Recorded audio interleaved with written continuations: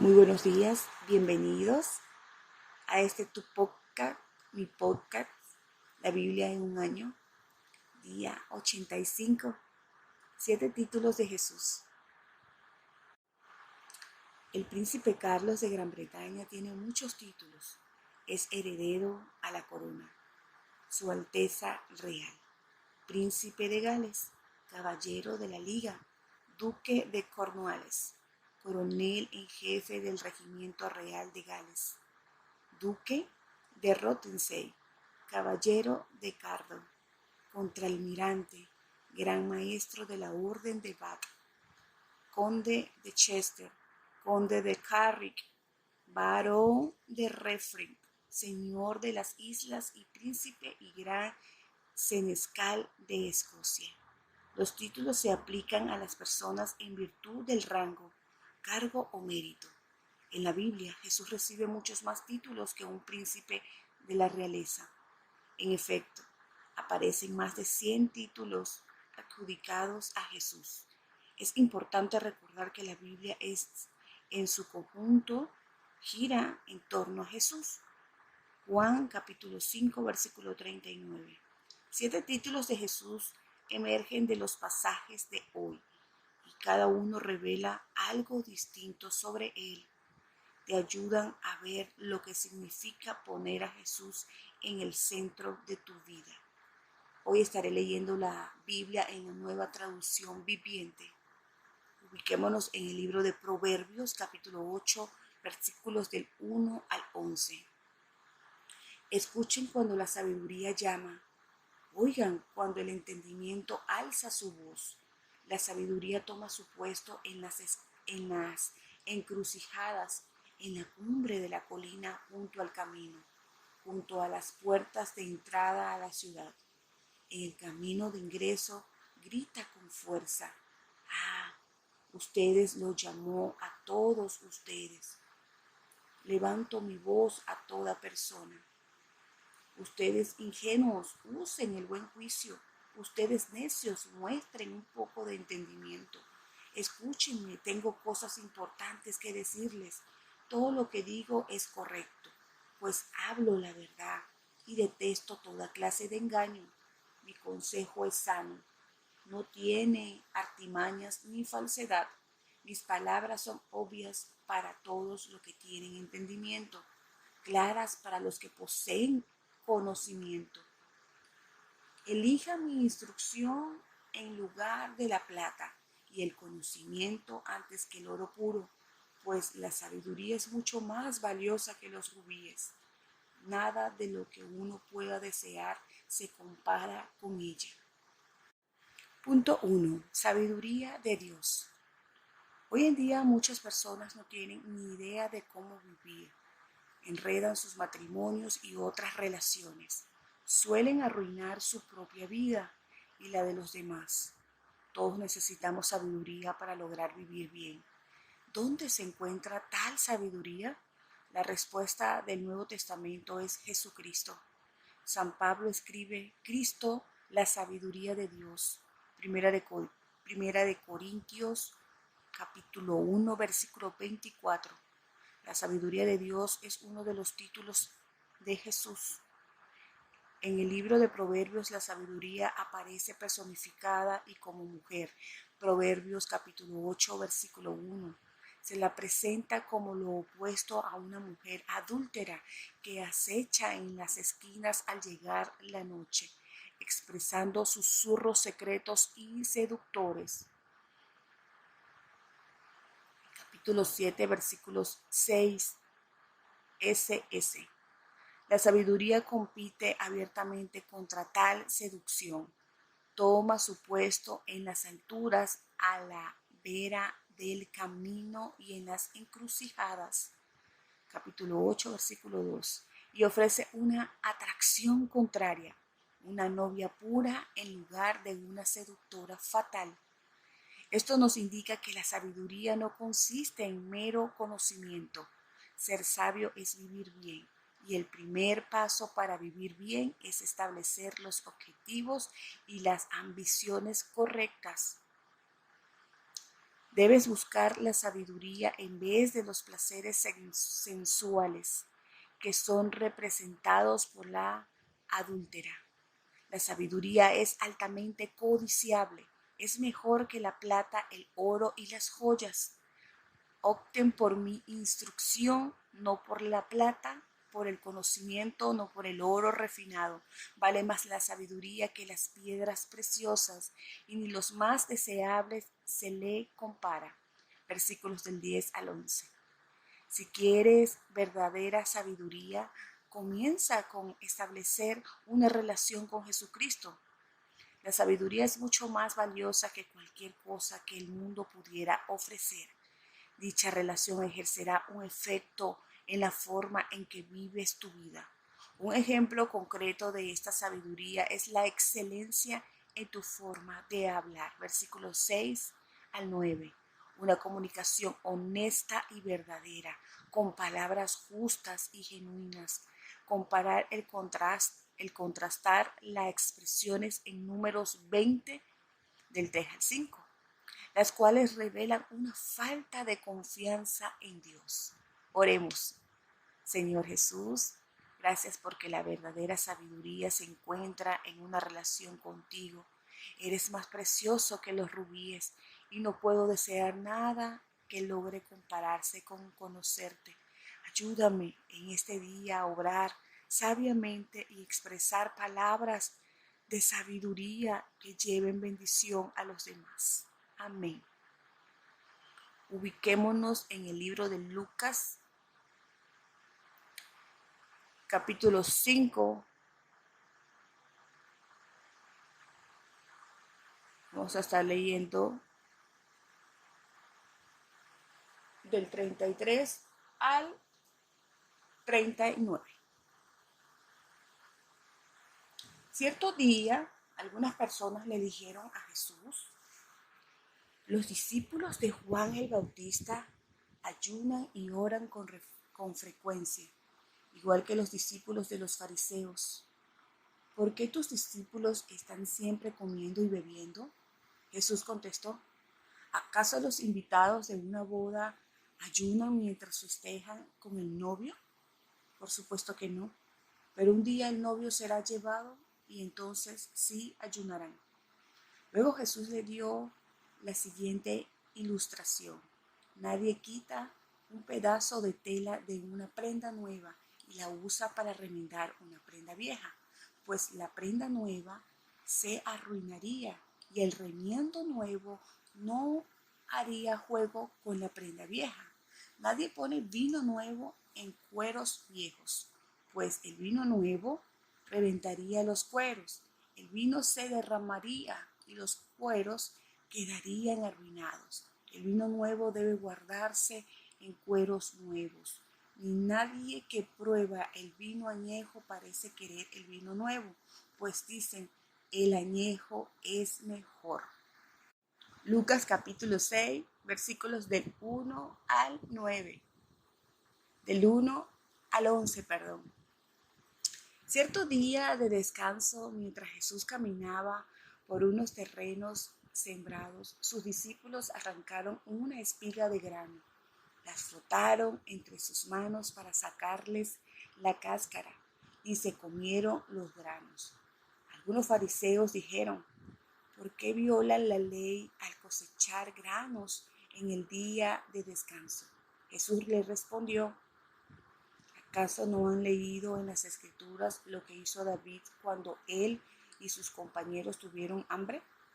Entró en la casa de Dios y violó la ley al comer los panes sagrados que solo los sacerdotes pueden comer, y también le dio una porción a sus compañeros.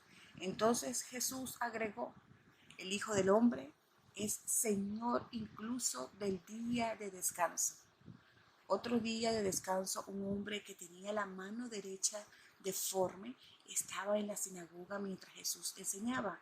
Los maestros de la ley religiosa y los fariseos vigilaban a Jesús de cerca. Si sanaba la mano del hombre, tenían pensado acusarlo por trabajar en el día de descanso. Pero Jesús sabía lo que pensaban y le dijo al hombre con la mano deforme: ven y ponte de pie frente a todos. Así que el hombre pasó adelante. Entonces Jesús le dijo a sus acusadores: tengo una pregunta para ustedes. ¿Permite la ley hacer buenas acciones en el día de descanso o es un día para hacer el mal? ¿Es un día para salvar la vida o para destruirla? Miró uno por uno a los que lo rodeaban y luego le dijo al hombre: extiende la mano. Entonces el hombre la extendió y la mano quedó restaurada. Al ver esto, los enemigos de Jesús se llenaron de rabia y comenzaron a discutir para decidir qué harían con él. Punto 2. El novio. El título de novio se utiliza en el Antiguo Testamento en referencia a Dios mismo, como un novio que se regocija por su novia. Así tu Dios se regocijará por ti. Isaías capítulo 6, versículo 25. Jesús, al usar esta imagen en Lucas 5:34, se pone a sí mismo en el lugar de Dios, no de forma ostentosa, sino casi incidental. Para él era una situación perfectamente natural. La presunción de Jesús de un rol divino es aún más impresionante. La imagen de Jesús como el novio y nosotros la novia es una de las más significativas. Ver Efesios capítulo 5, versículo 23. También es una imagen que señala hacia la consumación última de tu relación con Jesús cuando Él regrese. Eres llamado a prepararte con el mismo cuidado y amor como una novia se prepara para su día de bodas, particularmente focalizándote en las acciones justas. Ver Apocalipsis capítulo 19 versículos del 6 al 9. La enseñanza de Jesús es radicalmente nueva.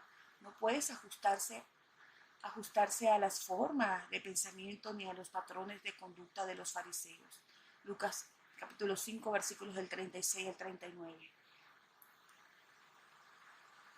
Señor, gracias porque me llamas a una relación íntima contigo y te regocijas por mí como un novio se alegra con su esposa.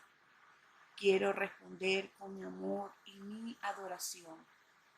Hijo de hombre. Esta era la forma favorita de Jesús de referirse a sí mismo. Ver, por ejemplo, Lucas capítulo 6, versículo 5. Se trata de un título mesiánico. Daniel 7 habla de alguien parecido a un hijo de hombre. Daniel capítulo 7, versículo 13, en Dios habla hoy. Y al parecer este aspecto de la comprensión de Jesús, de su identidad y misión, proceden de dicho pasaje. Es un título que combina autoridad y poder con humildad y sufrimiento. Nos recuerda tanto el amor de Jesús por nosotros como su autoridad sobre nuestra vida. A menudo podemos enfocarnos en lo primero sin prestar suficiente atención a lo segundo.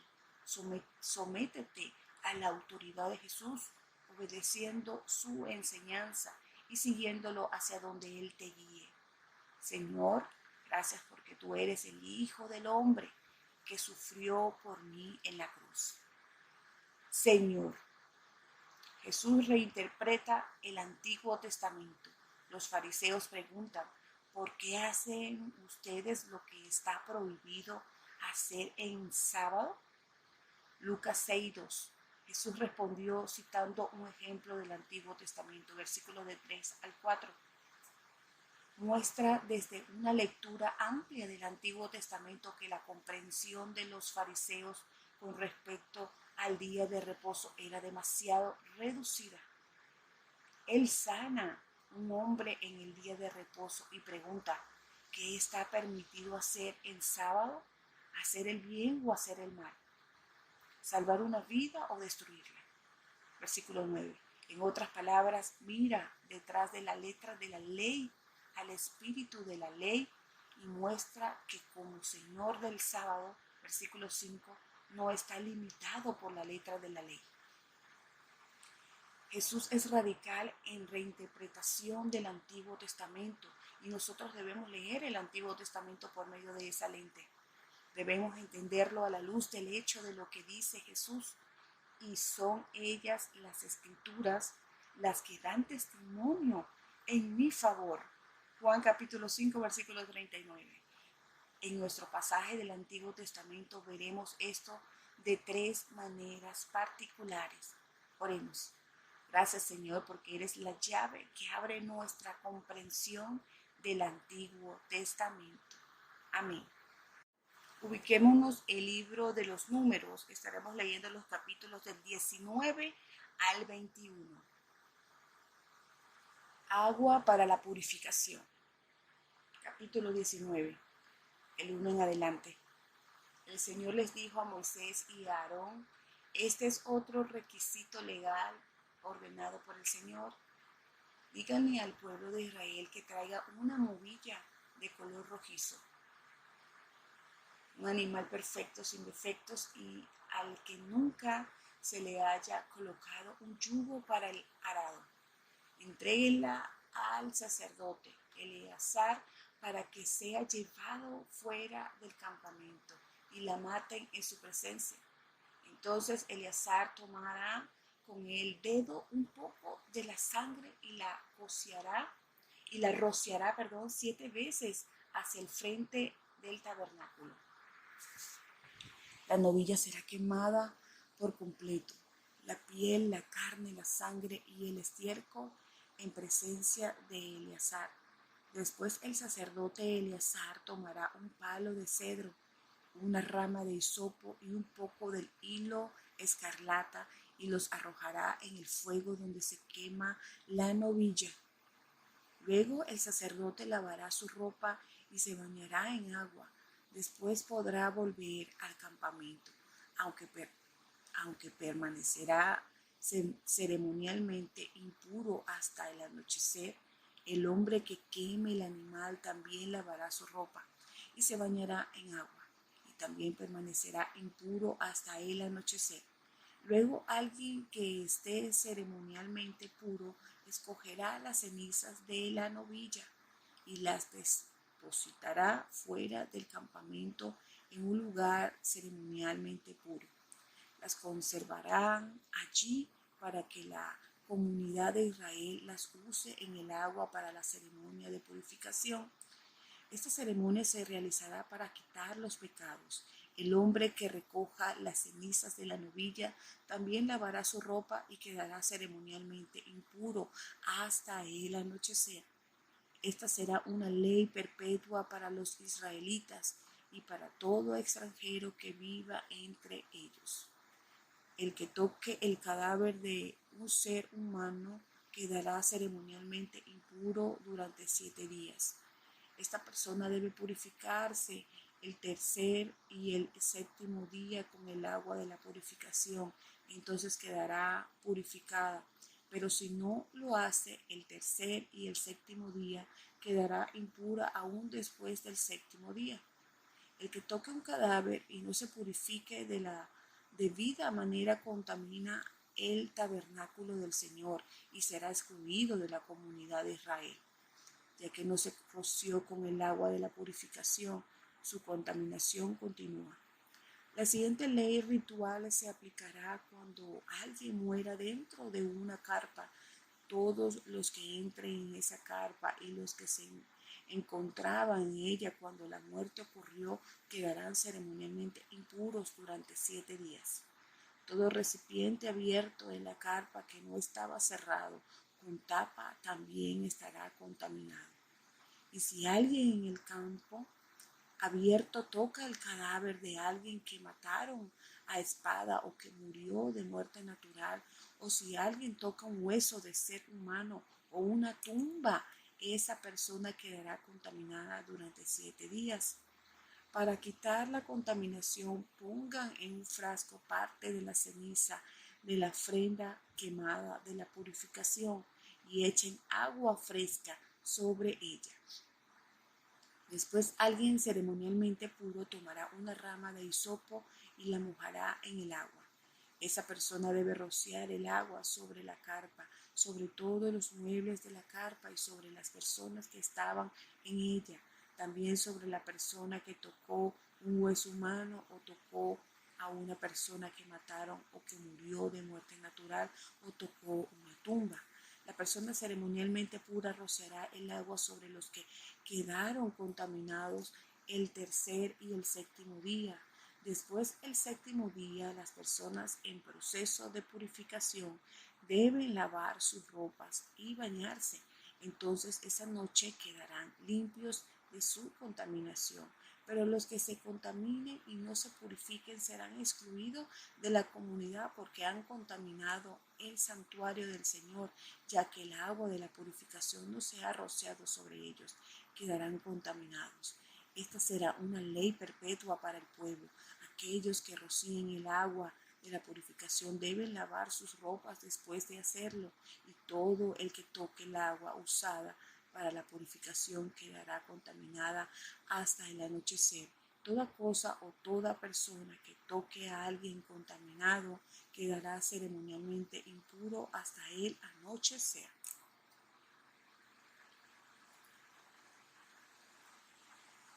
Números capítulo 20, del 1 en adelante.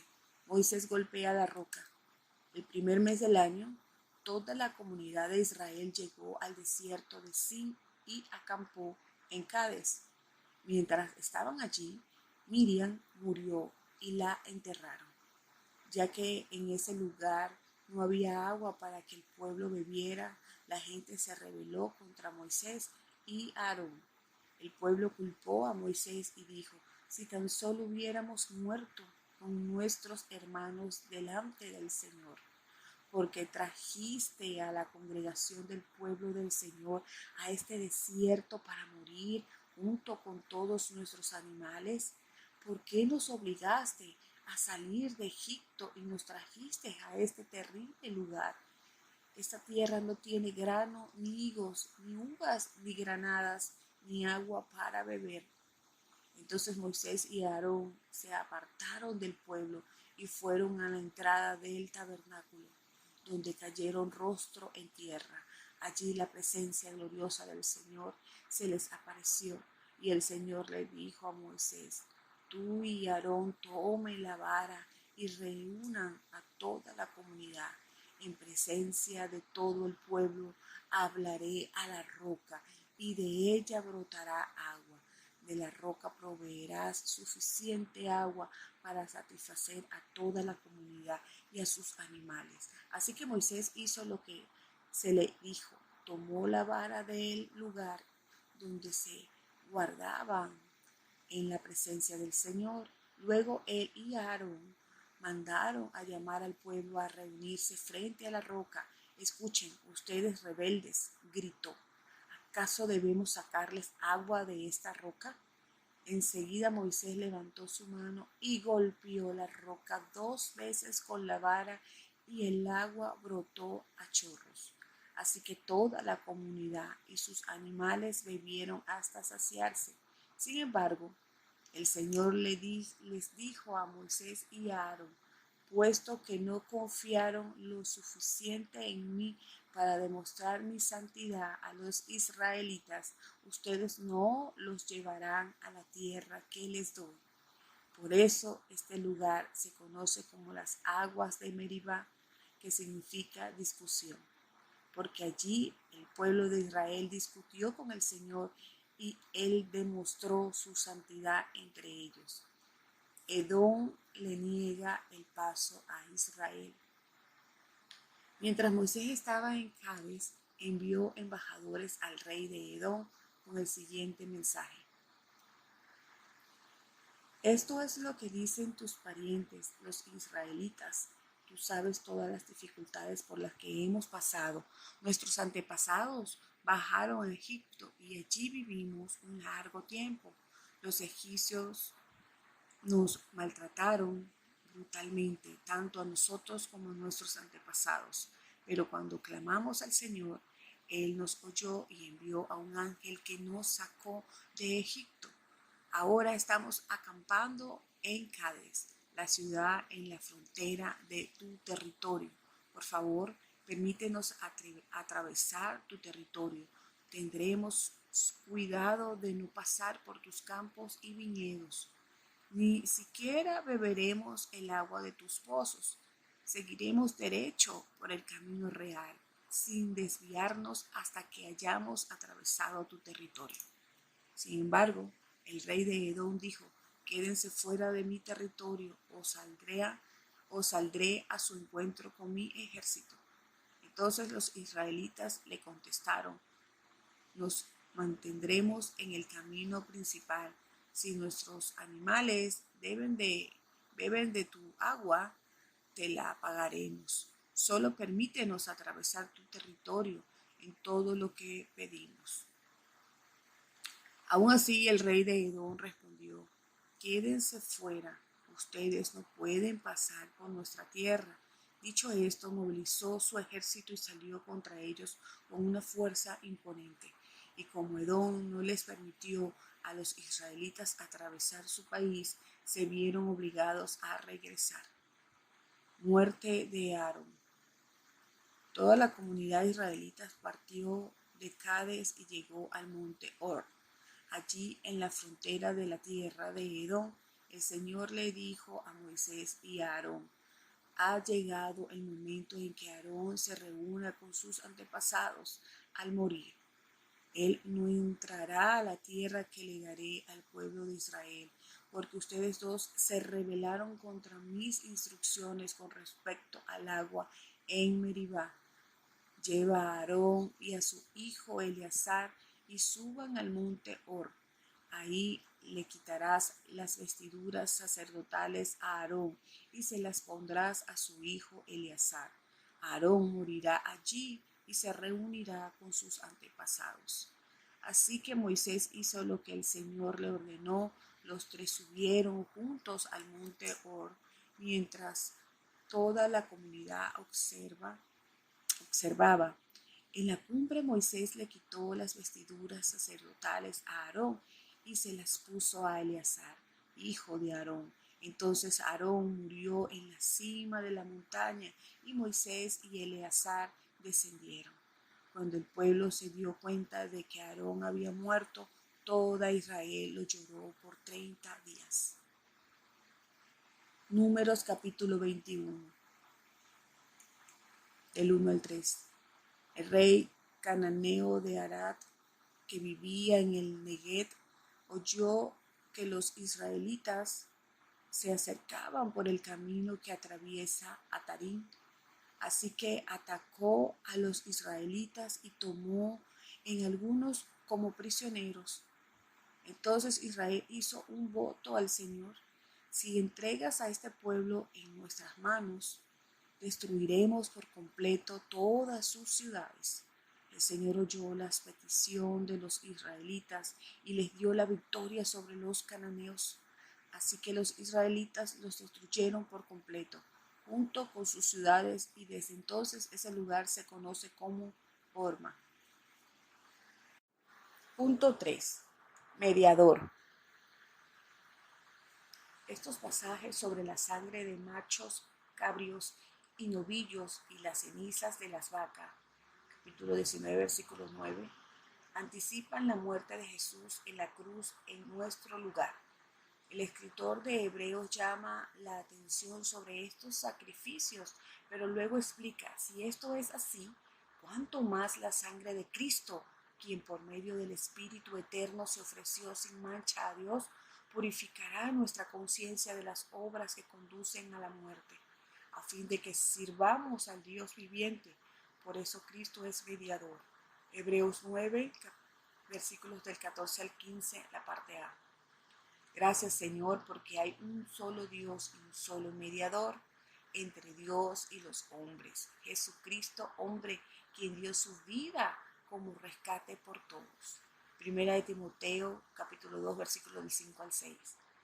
Roca. Dios le dice a Moisés que saque agua de la roca. Moisés golpea la roca 2 veces y entonces fluye el agua para todos los que desean beber. Números 20 del 1 al 11. Brotó agua en abundancia. Versículo 11. El apóstol Pablo también nos habla de cómo interpretar el agua que fluye de la roca. Dice, todos tomaron la misma bebida espiritual, pues bebían de la roca espiritual que los acompañaba, y la roca era Cristo. Primera de Corintios 10, del 3 al 4. Él es aquel que sacia nuestra sed. Las cosas materiales por sí solas no satisfacen. Dios es muy generoso con nosotros. El agua no fluyó de forma limitada, sino de manera abundante. Jesús vino para darte vida en abundancia. Juan 10:10. Promete satisfacer tu sed espiritual con ríos de agua viva. Capítulo 7, versículos del 37 al 38. Señor, mi roca, gracias porque satisfaces mi sed espiritual.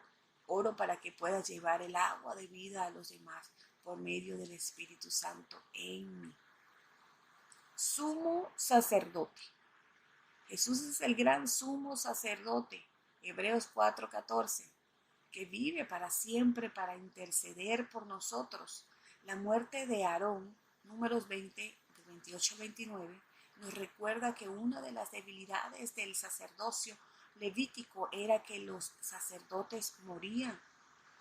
El escritor de Hebreos contrasta a dichos sacerdotes como Aarón, cuya muerte les impedía seguir ejerciendo sus funciones, con Jesús, que permanece para siempre y su sacerdocio es imperecedero.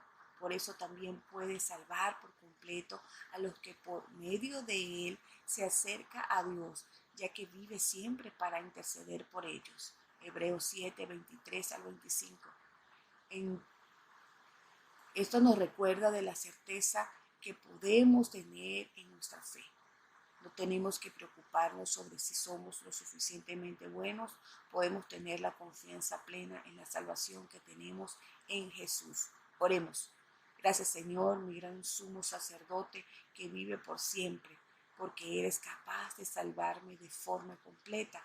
Gracias porque resucitaste de los muertos y vives para interceder por mí. Gracias porque estás intercediendo por mí ahora mismo. Amén. La pastora Pipa añade en Lucas 6, del 1 al 11, no tenemos por qué sentir culpa con respecto a tomarnos un día libre. Descansa, recobra las fuerzas y disfruta. Recuerden que este devocional fue escrito por los pastores Nicky y Pipa Gumbel de la iglesia HTV en Londres. Y esta es la que le dio voz a este devocional, Ingrid Flores. Dios les bendiga grandemente.